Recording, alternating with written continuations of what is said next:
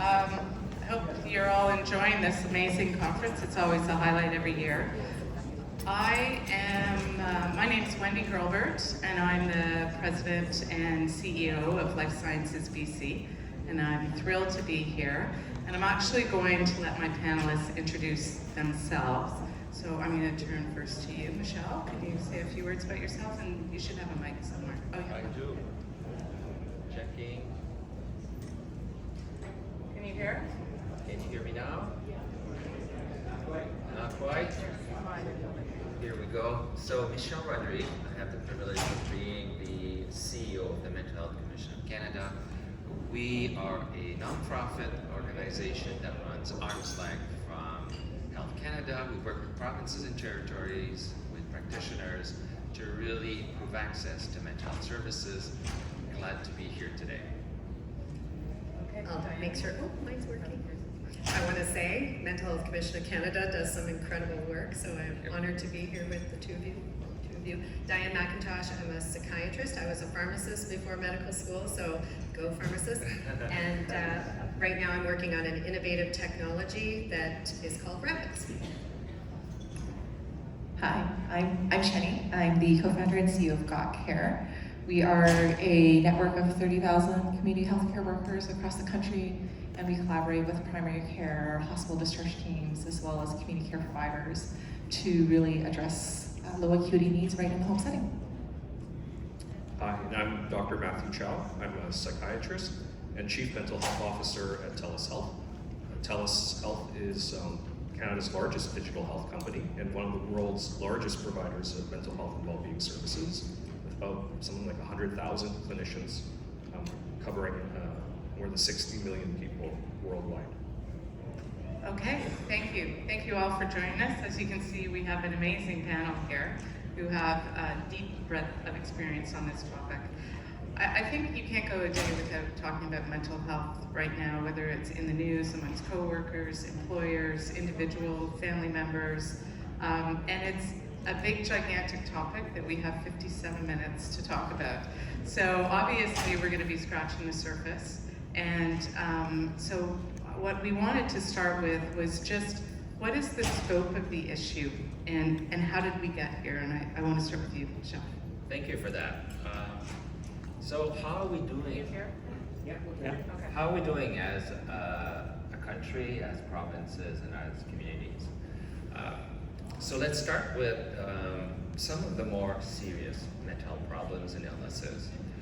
Recent StatsCan data demonstrated that the percentage of Canadians 15 years and older who met the diagnostic criteria for a major depressive disorder, bipolar disorder, and generalized anxiety has increased and doubled, as a matter of fact, over the last 10 years.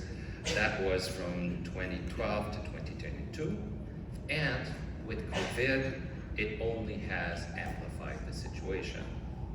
Now, if you're looking at more mild to moderate mental health problems, again, we've tracked a great increase, unfortunately, over the pandemic period. And most recently, we have felt the impact of high challenges within our economy.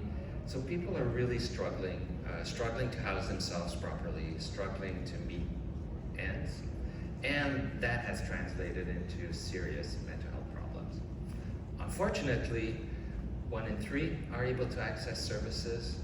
It's a bit higher for people who are able to access medication. And the fact that we don't have a real system in Canada means that psychotherapies are not available to a great deal of folks. So on one side, there's a large increase in demand, and on the service side, we're simply not meeting the challenge. And to complicate elements is we have 3 block players who are very involved in this space. Private companies who are doing great work, such as TELUS and other providers. There's a large cadre of community organizations who provide superb services. Often they rely on philanthropy to be able to continue to offer those services. And then we have the publicly paid services that are struggling with a system of care that is perhaps not meeting the needs of patients. I'll stop there. Okay, thanks. Matt, maybe I'm gonna let you jump in on this to the how did we get here and what's the scope of the problem? Yeah, so to add to the scoping issue, TELUS Health produces a mental health index every month. What we've seen is throughout the pandemic, a persistently elevated level of mental health risk in Canada, in the US, and globally. And that elevated mental health risk has actually persisted throughout the pandemic into this period that we're now, I don't want to call it post-pandemic, but something that's not the acute phase of the pandemic. That elevated mental health risk has continued, where in Canada, at least a third of folks would be considered an elevated or high mental health risk, and that's among all employees in Canada. Recently, we partnered with a large global insurer to look at Asia, the Asia Pacific region, and what we found that was that 40% of people working in Asia are at very high mental health risk, which again is incredibly elevated compared to pre-pandemic times. So this is a Canadian phenomenon. It is also an international phenomenon, and we're seeing other countries and regions that typically didn't really think about mental health as an issue now starting to see that. And to bring it closer to home, I was just sitting next door in the session about pharmacy, and I was just about to get up to ask a question, and I actually had to stop because someone texted me with an acute mental health issue that needed my attention. And that happens every day, continuously, because there is such a disconnect, a gap between the demand for mental health services and the actual service delivery. I see a number of family medicine and primary care colleagues in the audience today. My sister is a family physician, and she tells me that the majority of her practice now is mental health related, as a family doctor in Calgary. And then a pediatric colleague that I ran into recently at a gala told me that 95% of her work as a general pediatrician in the community in Vancouver is mental health work, for which she was not trained, but she's doing a valiant job. But that speaks to the state of mental health in Canada today. Thank you. And as you said, quite a fragmented system, so even to navigate it when you're even within the system is quite challenging. Diane, maybe you could jump in with your experiences in the scope of the problem as well. And maybe I'll get a little more granular than what we've heard right now. So one of the major challenges we face right now, where we do have an increase, and it is well documented in anxiety and depression, but there is a lot of misdiagnosis going on, and one is over-diagnosing what is normal anxiety. Also, the normal, or not, misdiagnosing of personality disorders, which if you want to see me with a bee in my bonnet, that's one thing that really drives me crazy. It's easy to just label someone as a personality disorder rather than actually figuring out what is underlying that, because once you're labeled that way, then you're seen as different, and often you don't receive care. The other side of the misdiagnosis is truly missing bipolar disorder, which is missed about 95% of the time by psychiatrists, by family practitioners, all care providers. ADHD is often misdiagnosed, and they ride together frequently. So we have an education aspect there, and a lack of training, to Matt already alluded to. And if you don't have the training and you don't have the confidence to make those choices, to pick the right treatments, and you're less likely to personalize treatment choices. There is lack of psychiatric guidance for primary care practitioners, and we don't have enough primary care practitioners whose practices are filled with psychiatric challenges, and so that is a major challenge. There's also a lack of knowledge, and I did hear from someone, I can't remember who, and their work is on trying to make all of the community resources accessible to clinicians, because often if I'm trying to find low cost or no cost care from a psychotherapeutic perspective, I can't find it. And there are resources out there, but it's really hard to find them. And finally, my other bee in my bonnet is about treatment inequity, that we have Health Canada approved choices, often approved many years before by the FDA with mountains of data that can take years or never before we have access to them. So only people who have private plans or have a whack-a-dough in their pockets are able to access some of these newer and often better tolerated treatments. Thank you, Diane. That's a lot to unpack, which we will through the discussion. Chenny, maybe you can weigh in. Yeah, sure. I think I agree with all my colleagues here, and the one thing I would add is really just diving into the client experience a bit more.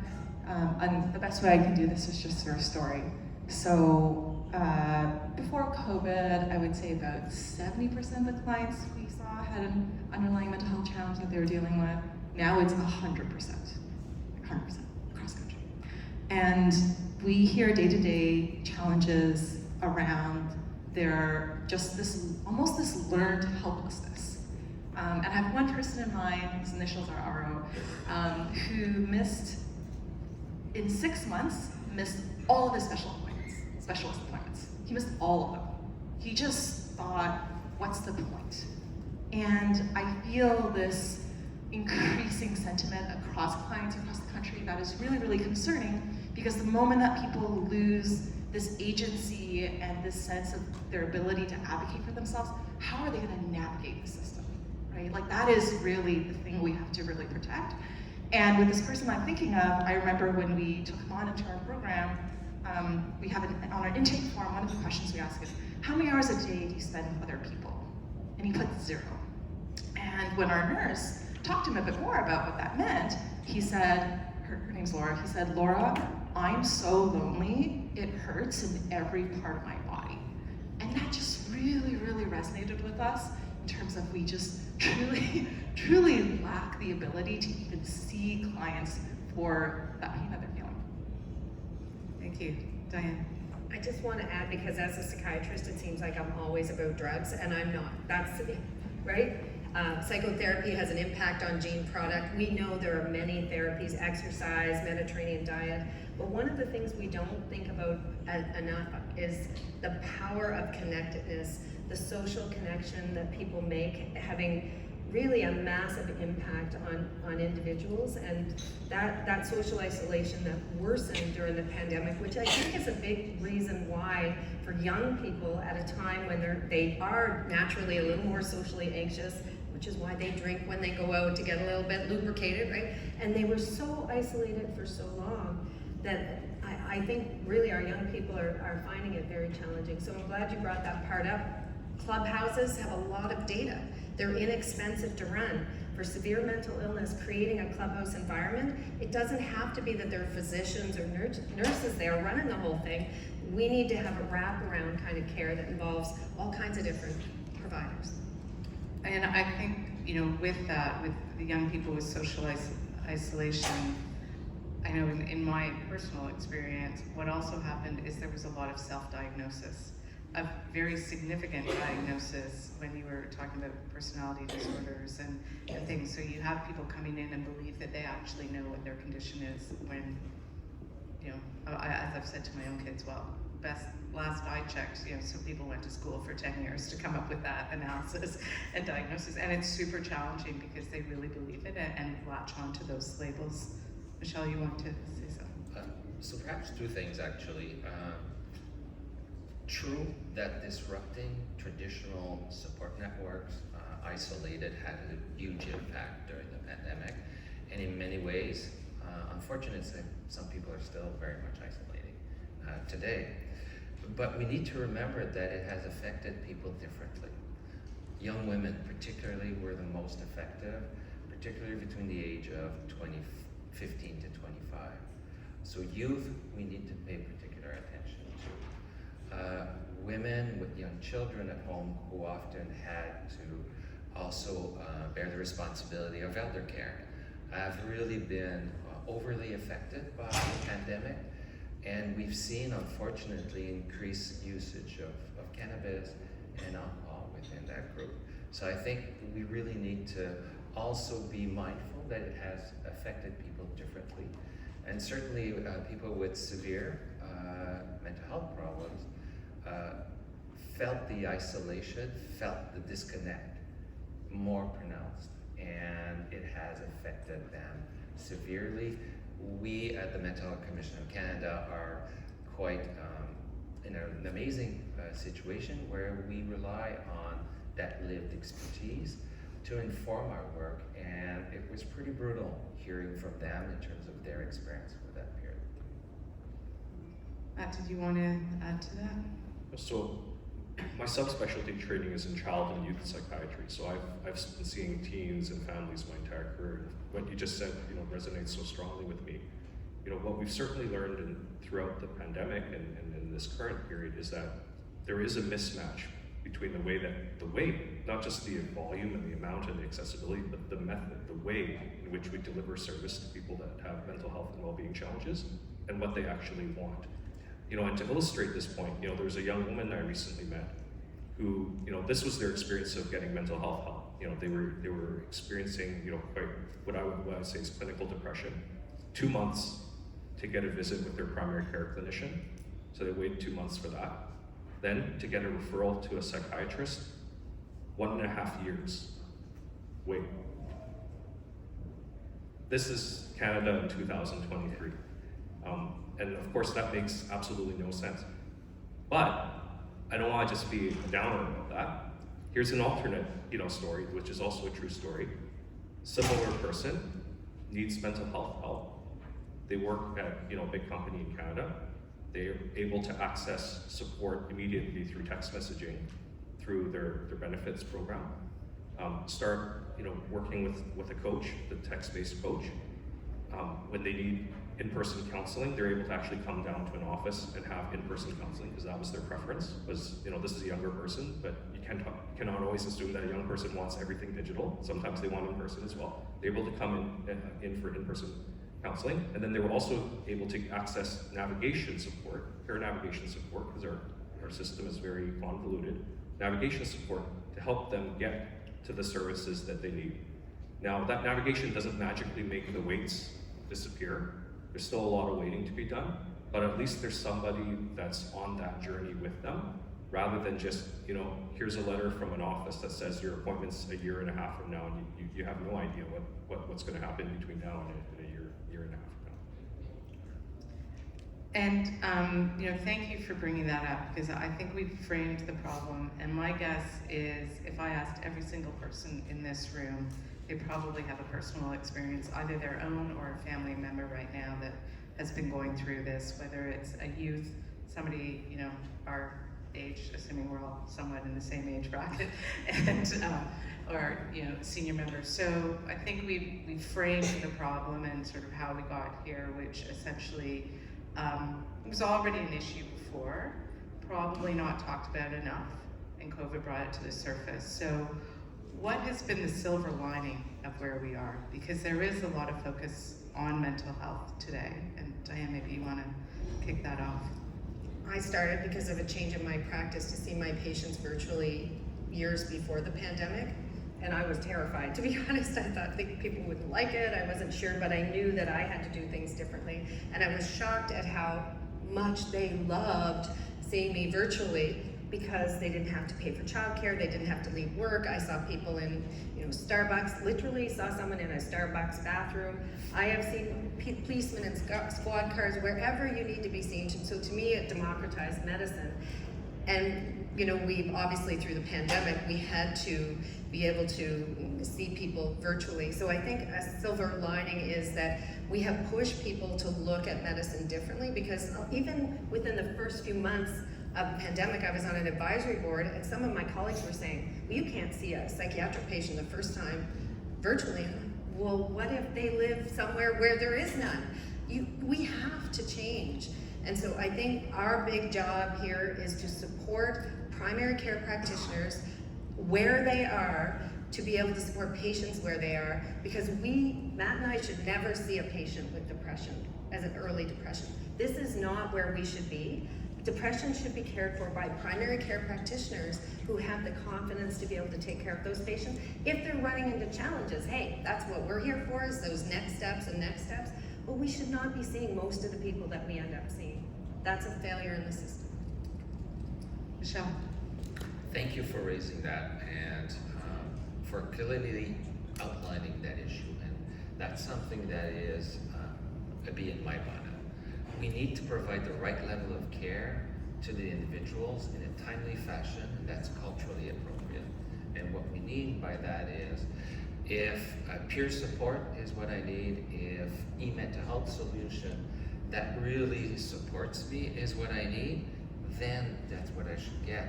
If it's a one session that I need, I should access it today if that's what I need. And then you don't, and then you escalate. And there are many step care models out there. We've validated one that's called Step Care 2.0. It has reduced wait times in those community clinics by 68 to 79%, including most recently in the Northwest Territories. It's not the only solution out there, but it's a clear example that you can move up or down the steps depending on your needs. And it's so important to liberate those key resources to manage the most complex cases. And that's where I think our system is failing, is we're not providing care at the right level and then jamming experts with cases that should not be dealt by them. So I think that's a key element. E-mental health, virtual care is a key way to access and improve access. Not for everyone. I think you're quite right to raise that, but for many, including the elderly, by the way, who are much more technologically savvy than we give them credit for. Well, they became that way during COVID. Fair. They didn't have their children coming over and figuring out their remotes for them anymore.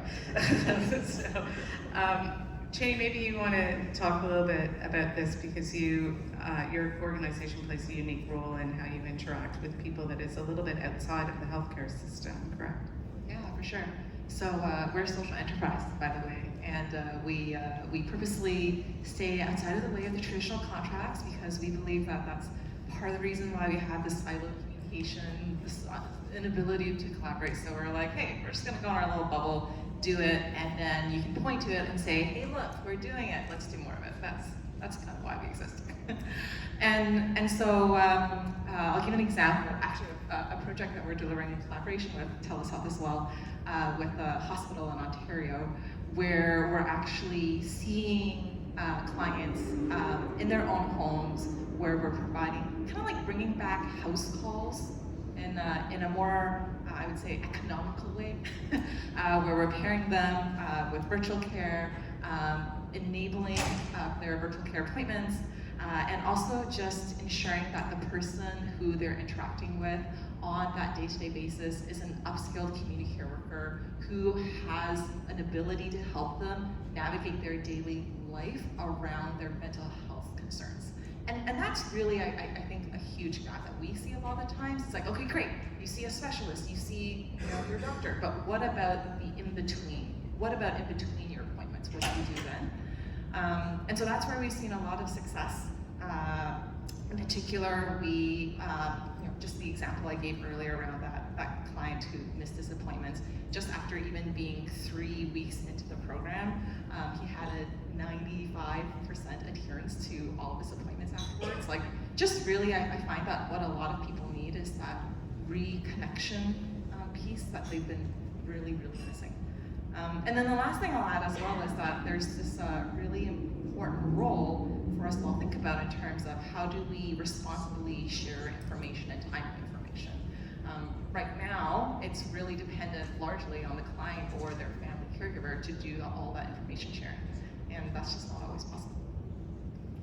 And I think that leads us to a great point regarding innovation and technology. So I've often heard from experts, there's so many articles written about how mental health care is actually well positioned to leverage digital tools and technology. And as we look ahead, we know we have an overburdened system. We don't need to dive deep into that. And so thinking about what is actually, as we have a fragmented mental health care system as well, we need to innovate and digital health and technology seems to be always looked at as a solution for mental health. So Matt, maybe you can kick us off to talk about what type of innovation you see has been successful, and and where you see it going. Maybe first I'll offer a point of clarification about what I think innovation is not. So digital innovation in mental health care is not simply taking what Diane and I do and putting it online. That is not the same as innovation. And so in other words, digital health innovation does not equal telemedicine or telehealth. Digital health innovation is a lot more than that. It's actually a lot more about empowering individuals, families, communities to see their own data, to know more about themselves, to know more about their risk factors, and to make healthier decisions, and to enlist the support of professionals. That could include people like myself, to support their best health outcomes. And some of the concrete ways that we're seeing this throughout, through this period are an expansion of employer supports, for example, an expansion of what mental health care means. And so mental health care has traditionally meant different types of doctors, psychology doctors, psychiatry doctors, family doctors, but now mental health care digitally, online, also means peer support. It means text messaging, it means chat, it means engaging with special interest groups in your employment space. It means using wearable data to learn more about your health habits and how they can be benefiting or acting as a detriment against your health. It means creating digital health innovation means increasing access to support, so that rather than being gated behind a provider who's already overburdened, as we've heard in other discussions today, that you're able to access instant support on your mobile device from wherever you are, which is a huge boon for health equity, because it means that no matter where you live, you have access to these services. And I suspect increasingly, you've probably heard about AI. AI is going to play an increasing role in health delivery, and that's going to be about managing risk, case finding, helping connect people to appropriate resources, increasing capacity of our existing resources, so that someone like me can help 10 times as many people as I traditionally do now. So it's all of these contributions from digital health innovation. I'm glad you raised the distinction between innovation and digitizing current practices, because there's certainly an important role in digitizing current practices, files, etc. But really being able to leverage the power of some of the tools that exist in an innovative way to deliver care is really, the opportunity that we have ahead of us. Can I turn to you, Michel, because I'm sure you're doing a lot of work in this area at the Canadian Mental Health Association. Thank you for that. Well said. You've really scoped out what innovation is in our space, and why it's a space that is really proper is the efficacy of the treatment is there. So people are getting the treatment they need or the services they need, and I think that's key. Let's always bring it back to those individuals who are accessing the services. I mentioned StepCare 2.0 earlier. For those of you who have not gone to the Wellness Together Canada portal, developed in the span of 6 weeks at the beginning of the pandemic, and has grown since then. StepCare Solution and StepCare 2.0 is the foundation of Wellness Together Canada. It provides timely resources to individuals and can go into having a voice or a person at the other end to provide services. So I think those elements are key, and they're a great example. In Eastern Canada, and Deputy Minister Lucas referenced the activities that take place. We've worked with the Atlantic provinces. They have all adapted the same kind of an approach. They call it Bridge the Gap. And it really bridges the gap between your needs and the service offering. So those are key examples. I think organizations like Kids Health Phone are doing an amazing level of work as well, because they are leveraging technology to provide services. I'll give you another example. It's Strongest Families provides supports to families and children, and it is based on machine learning. So it has really proven itself. It's been built over the last 4 or 5 years. So you're quite right. AI, machine learning is right to support practitioners and also help inform individuals as they're accessing services. That's great. And speaking of, continuing down this vein of the provider, so Diane, maybe you can talk about, you mentioned, going online and virtual visits and meeting people where they are, but also you're using technology and, evolving technology as an entrepreneur. Maybe you can talk about how you see the role of technology and digital tools getting incorporated into these practices. For sure. So I have learned that medicine moves at a glacial pace, whereas the corporate world moves at lightning speed.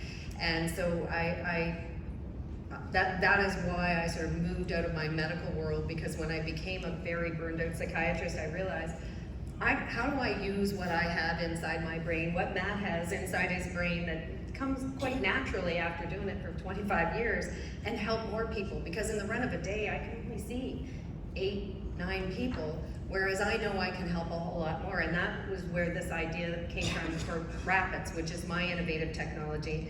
And the idea behind this is, how do I support a clinician, a nurse practitioner, a fellow psychiatrist, a family doctor at the point of care to make sure they've got the right diagnosis. We miss psychiatric diagnosis 95% of the time, up to 95% of the time. Right out of the gate, we've got the wrong diagnosis. So how do we validate a diagnosis and then provide guidance? And that's an important word. It's not recommendations, you should do this. It's, if you agree that we have validated this diagnosis, here are some choices you want to consider with your patient. And we give biopsychosocial guidance. Not just here's the drugs. If they don't need drugs, if it's not meeting that level, then there's no drugs.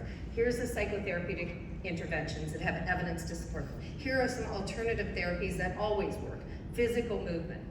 30 minutes a day, mild to moderate exercise grows brain cells, and there's a treatment for depression and anxiety. The Mediterranean diet has empirical data to support it.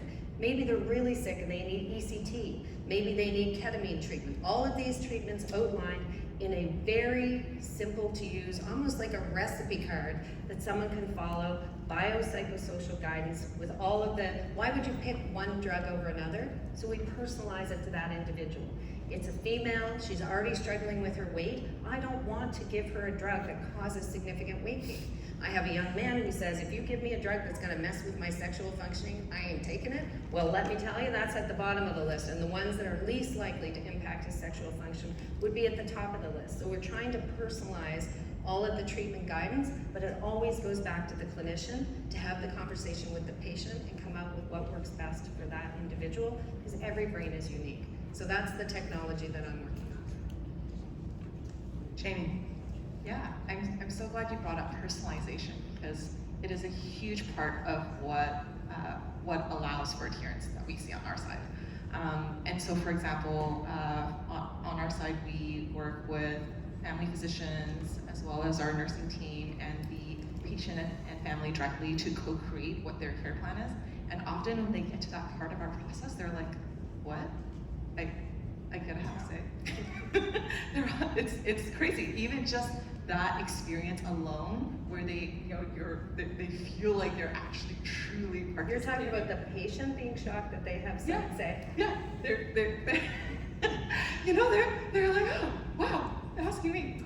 And so and I think part of why that's important is that then we can use technology to help ensure that their own plan comes to life. So for example, if part of it is that they say, hey, I want to introduce more exercise into my life, and we ensure that we deliver a virtual tablet in the home that use exercise regime for them. If they don't do that, we then know, and then we can also have someone send them a text message just to say, hey, how's it going? What, basically understand why they missed that.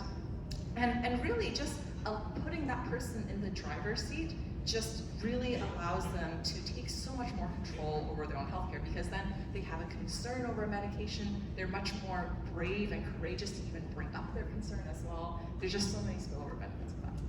Just to add to that, I have to beg my patients to reach out to me. Please tell me if you're struggling with this, because no treatment will work if it's not taken. So, and they don't, I didn't want to bother you. And I'm like, I told you to bother me. I want you to tell me, because the only way I can fix this is if we talk about it and work through it. But I wanted to ask Michel, because one of the concerns I have, everything that is in a RAPIDS guidance report is rooted in science. Absolutely everything. So I feel so confident about this because I know that there's not a word in there that is, pulled out of the sky or just out of my brain. But one of the things I think you guys are working on is all of these technologies that are out there. How do we make sure that they're safe, they're appropriate, they follow guidelines, empirically based? Thank you for that.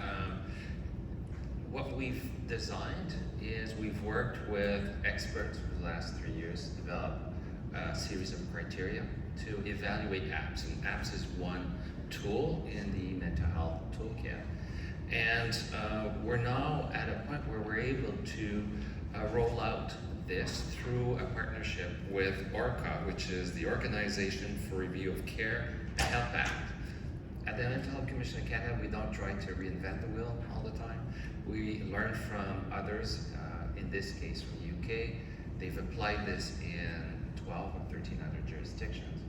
And what the end result is for a jurisdiction, and Saskatchewan just signed on, which is to create a library of validated, evidence-informed apps that the general public can access or practitioners can provide to their patients. So again, there isn't a week, and I'm serious, there isn't a week when 2 or 3 people reach out to say they have created the most amazing app out there. Unfortunately, many are well-intentioned or just a means to access funds from vulnerable people in a vulnerable moment. So differentiating between what is evidence-based, people can then make informed decisions about what's safe and what works. And I think that's important in this space as well. Thanks for raising that. Well, I think we can't underline the importance of the statement of it needs to be rooted in the science and in the research, and that the treatment has to evolve from that, because to your point, especially in the world of digital health, there are a lot of apps out there. And so connecting the apps that have that empirical evidence that is going to demonstrate outcomes is important. Another piece of this that is all, of course, goes without saying, that is so critical to this, the topic near and dear to my heart, is data integration, which will be another panel, so I won't morph this panel into data integration since we have only 15 minutes left. But I mean, what you just talked about was, data, how many steps have you taken, data, what have you eaten, data around what treatments are you on and what other healthcare providers are involved in a person's treatment, because there could be lots of other issues going on that are broad in the mental health, of which there often are. And bringing that together, and often patients don't even have their own version of the world. And then in a world where multiple providers are together that may or may not be connected, and then if they don't have a GP, it's a very overwhelming situation to navigate. So I'm going to turn back to you, Matt, because I know TELUS grapples with this a lot and are trying to help provide solutions, not only to healthcare professionals, but also patients on this topic. Yeah, so, I mean, TELUS is involved in a number of areas to really, improve mental health well-being outcomes. One of the things we're most involved in is access, like providing basic access to folks. So making it easy, making it as easy as downloading an app and being able to immediately see a doctor, or immediately see a nurse practitioner, or immediately see a mental health counselor, and not gating that, because we do a lot of gatekeeping in our system, which I think is fair, because we want to have appropriate use of resources, but that's actually a barrier to folks. If you're having trouble getting out of bed, the last thing you need is another barrier. And that barrier could be as simple as having to drive down to somewhere and find parking. And so TELUS really believes in access, and so we make it easy for people. So as easy as downloading an app. Another way we make it easy is, we make it comprehensive. So when we talked about how mental health care is more than just different types of doctors. So for us, mental health care is about counseling and psychology and the traditional elements of mental health care, but mental health and well-being is also about financial well-being. So we incorporate financial health, because if you're having trouble making rent, if you're worried about saving enough for retirement, that's going to have an incredibly detrimental impact on your mental health. If you're worried about housing affordability, huge effect, especially in our young people these days. So financial well-being, and we also incorporate physical well-being, so that we're not siloing off physical, mental, financial, social, family well-being. We're actually putting it into one comprehensive, suite or platform so that people can access all of these things. We're also helping people with their own data to have more visibility into their health habits, their weight, their sleeping habits. We have platforms available now for people to initiate healthy behavioral changes using their own data with privacy, of course, incorporated. So we're involved in a lot of these elements. And then finally, because our parent company also happens to be a telecom, we're also trying to make sure that everyone's got access to broadband, because that's like basically a health equity issue at this point, right? Having access to broadband. I've worked in communities where there was no internet access. That's hard to believe now in the 21st century. That's actually a huge health equity issue. So we're working on making sure that people have access to wireless and broadband, so they can have equitable access to all these services and resources. Thanks. I'm conscious of the time and want to open it up for Q&A. We've got quite a lineup. Oh, we have a lineup. Okay, we'll start with you. Other panel, Quavo here, undergrad student, but also a foster parent. I've worked in supportive housing and in various roles with indigenous populations and kids, and one in particular. A little bit of a background story. Currently, I've got a couple kids. They need a psych ed. They need various assessments. Took a year to see a pediatrician. We have to wait another 3 years to go through BC Children's, Sunny Hill. So just a question on wait time, and even just between, say, BC and Alberta, there's different requirements for psychologists and psychiatrists. Here it's like you need a PhD, Alberta, and MA will do, right? With CAP or APA.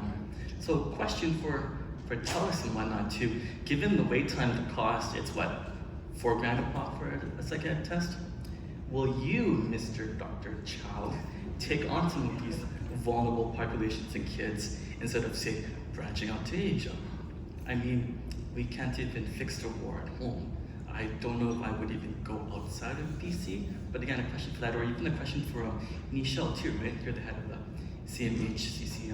Would you consider maybe changing some of those regulations here? If Dr. Lucas is still around, maybe he would consider it too. Just the disparity between the provinces, right? So I'm not sure if that's a question or a comment or maybe a bit of both, but yeah, for the panel. Why don't we let you take that one? Sure. On the concept of equity and access and wait times, and I'm sure you have lots of data about it and some thoughts about how it can be addressed. Thank you for raising that. Thank you for sharing your experience. And I will say, we also need to realize that there's a reason why we accept today in Canada that we will put a child on a wait list of 1 year or year and a half to access services for mental health services. It's called stigma, and it's how we make decisions on where we will appropriate resources and what is acceptable. And often we forget mental health is health. I think you raised that quite appropriately. So that's the unfortunate reality at this point. It is a frustrating reality, I will readily admit. The silver lining is we're starting to at least have conversations. We know what the issue is. Governments, organizations, healthcare organizations are also focusing on youth mental health and providing key services. But at this point, they're just not keeping up. And collectively, we haven't put the resources to build that up. That's the sad situation at this point. And there is a health equity item here. I'm fortunate I have access to an employment EAP program. So we can access services. If you can't, well, good luck, and that's an unfortunate. Can I also address, no, because you didn't directly address me and ask your question. So, I empathize with your situation. My daughter is on a wait list to see a specialist right now. I've been told it'll take 1.5 years for her to get onto that, see that person. So she was referred in grade 3. She'll probably be in grade 6 before she's seen. So I completely empathize and want to make that situation better. And certainly the organization I work for invests heavily at home in Canada to make sure that people have access to services. And for example, we're supporting the primary care system in BC right now, seeing hundreds of thousands of people to make sure that they have access to primary care. So we're investing in that. But at the same time, I also want to point out, because you asked about, well, why Asia? If people are struggling in BC, why are we interested in Asia? Well, if there's something we've certainly learned about from COVID-19, is that the world is interconnected. And what happens beyond our borders is just as important as what happens inside our borders. And we have to think about the entire global context. And so there are places in the world where there's one person like me for every 10 million people, where there's zero access at all. And so I think that those people, as someone that cares about health, those people deserve access as well.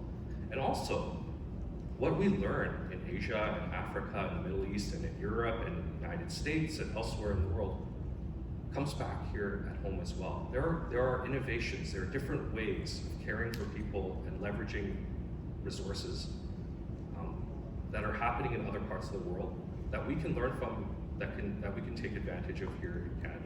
And we know from data from, for example, the Commonwealth Fund, that Canada is actually one of the poorest performing healthcare systems in the entire world, second only to the bottom with the United States. And so there are myriad other health systems that we can learn from that are performing better than us, and we take those innovations, we bring them back home. So there's a reason why we're involved globally. It is also about health equity, but it's also about bringing innovation back home and helping the folks back here. Thank you. I think we have to move. We've got like 10 people that have questions. I'll go to you. I'm sorry. I'll make it quick. Separate note from what you were just saying, 900 million people in Africa don't have energy. Chris Geisler from Fluid Medical, a question about providing mental health supports virtually. So care services, benefits of managing data, completely agreed. How do you build trust in the virtual space? Diane, why don't you take that? Right in our core statement, our BHAG, our big, hairy, audacious goal is that we want to innovate healthcare, starting with mental health care, because that's my wheelhouse. And we do that innovation through education as well as through compassion. Compassion is missing in our healthcare system. And so every time I engage with my patient, at the core has to be compassion, trying to see and meet them where they are. But this is the problem that you brought up, the stigma part. Stigma lives in medicine. It lives in our healthcare system. It lives in our hospitals. It lives in our government decisions. And the two areas we're allowed to stigmatize still seem to be mental illness and obesity. Two areas that, you're obese, stop eating so much. Exercise more. We know that obesity is an inflammatory illness. Why are we still stigmatizing that area? So for me, the compassion for the individual and the education around the core of what is the psychopathology underlying these psychiatric illnesses. It is inflammation. These are chronic illnesses. We need to treat them, because if we don't treat them, we have an aging population. We will have medically ill people who have chronic psychiatric illnesses, and we're ignoring them. So I think we have to, we cobble together addiction and mental health, and addiction, our opioid crisis is all over the front page because it's horrifying. We need to stand up. Parents, loved ones, kids are standing up. They're good at standing. We all need to stand up and get this on the front page, because otherwise it's ignored. And unfortunately, the people who are most vulnerable, who are most stigmatized, are the least likely to stand up and say, I've got bipolar, I've got this, I've got that. And that's why we're not getting the kind of response that we need. So I think compassion and empathy is how you build trust through that relationship with the patient. And Chenny, I'll let you up. Yeah, just one more thing I want to build on that, which we haven't had a chance to talk about, is the labor crisis, but consistency. Like, if you don't have consistency of the providers that you're seeing, how are you supposed to build trust? And given the turnover rates that we're seeing right now, that's part of the issue. For us, it's the number one thing that we come across when we see people for the first time. They're like, how do I know that you are going to be there the next time I see you? Why should I even share this information with you as a result?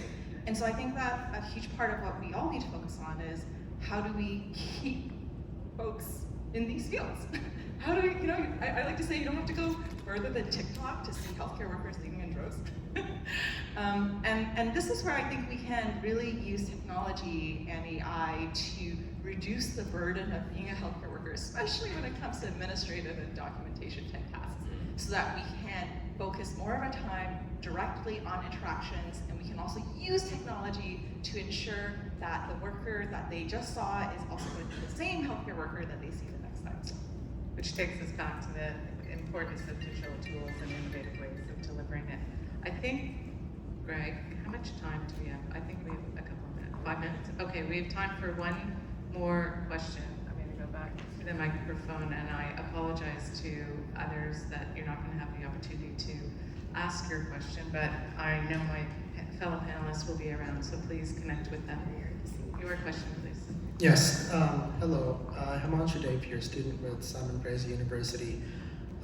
You touched a little bit on how the disconnect from other people and the loneliness that people felt during the pandemic really increased their mental health concerns and their,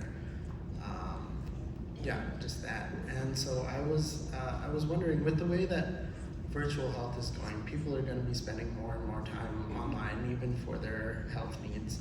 And that will cause a further disconnect from other people, because they wouldn't see their psychologist or their therapist in person. It would all be online.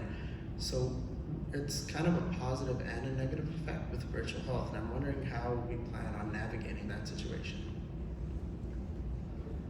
Thank you for that question, and I'm going to evolve that question to be, what is it that makes you feel optimistic about as you look ahead? We spent a lot of time talking about some of the challenges within the healthcare system. We've also talked about some of the things that are critical, whether they be, formalized care, or also the whole person care, exercise, eating, social engagement, potentially therapeutics, and seeing things ahead. We know we have a lot of tools. We know we have a very fragmented system. So where you sit, where you all uniquely sit in this delivery platform, I'd like to take your question and evolve it to be, what is it that makes you feel hopeful or excited as you look ahead and we address this enormous yet treatable problem? If I could start, I think the first element out of the gate is it's not something that we're dreaming about. It's here. We have the right tools, we have the technology. We simply need to ensure to train practitioners so they are comfortable with providing virtual care. And we need to perhaps eliminate a lot of the pilot projects that we do and scale up what works. So I'm really enthusiastic about that. I'm enthusiastic about many people in Canada now recognizing that there is a mental health crisis out there and we need to tackle it. All we need to do now is bridge that gap between acknowledging it and taking clear action to solve the situation. And in some parts of our country that's taking place, so it is quite enthusiastic to see that. Thank you. Diane? Coming back to the science, there's a lot of data showing the power of loneliness and how it impacts people's mental health. And I think through education, to your point, making sure that I know all of my colleagues are aware that part of my interaction with my patient is social prescribing. Are you going to the seniors place that you could throw a stone and hit it? It's just down the street, and there's all kinds of places. I spend a lot of my appointments going online with them and saying, you know what, Kerrisdale Community Center is right next door. And they have things going on all day long that you can interact with. There's volunteer opportunities. So that's part of my job with my most ill patients who maybe aren't able to work but have and they are so isolated, so part of it is education. And what makes me most hopeful are people like you, young people who really are more and more open to talking about mental illness. And I'm not speaking specifically about you, but I do know that young people are much more open to talking about their diagnosis, to sharing what they're experiencing. And this is the way you kill stigma, is by people saying, yeah, okay, I got it. Now what? Yeah. Thank you, Diana. Chenny? For me, what makes me feel hopeful are all of the healthcare professionals who've left the sector that want to come back to the sector, but they just want to see a little bit of change. A lot of change. Yeah, I just said a lot of change. And really, that's what we've been focusing on at Gotcare, is transforming the role of community health so that people want to work back in the sector. And the thing that always gives me hopeful is when we get a call from someone who just joined our team and says, I'm excited to be a social worker again. I'm excited to be a PSW again. I'm like, yes. Because until we, yes, you know, there are lots of digital solutions out there, but we also need people to support the enablement of these digital solutions. And I also feel that just there is that underlying empathy that we haven't actually unlocked in every single person in this room and this entire conference. That deeper level of our ability to train together, that also gives me a lot of hope too. All right, and Matt? So what gives me the most optimism is that, you know, the private sector is just getting warmed up when it comes to getting involved in a big way in the mental health and well-being and physical health and healthcare challenges in our country and globally.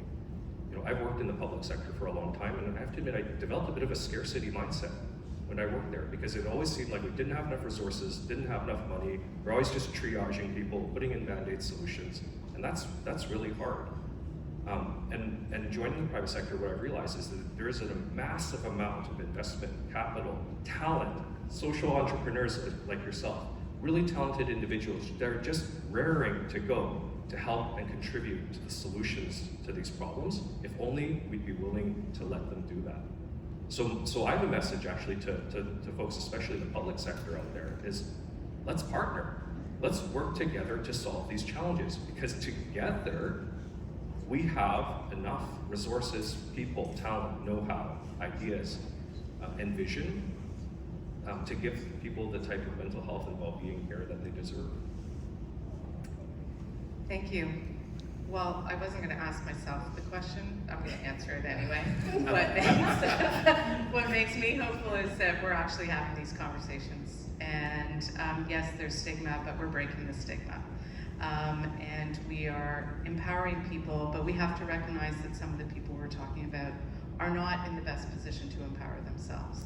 So to provide that empathy, to see entrepreneurs and healthcare professionals coming together, and the collaboration that we can have within the healthcare system and those operating in it, it's still very fragmented, and we have the opportunity to really bring it together. And that is what makes me hopeful. And yes, it's a bit scary where we are, but we also have a lot of the tools and resources. And as long as we have the will, and part of that will is to collaborate, then I'm really confident that we're going to be able to address this problem. And so with that, I want to thank my panelists.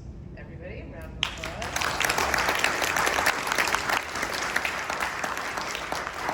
Thank you all for your attention again. I apologize that we ran out of time for the questions. I was given a housekeeping responsibility, so we're going to move directly into another concurrent keynote session, Unleashing the Potential of Data Governance for Data-Driven Decision-Making by Celio Oliveira in Room A, which I think we're in Room A, and how connecting a provincial health system elevates care orchestration and improves access for all patients by Stephen Goldsmith, next door. Thank you very much, and enjoy the rest of the conference.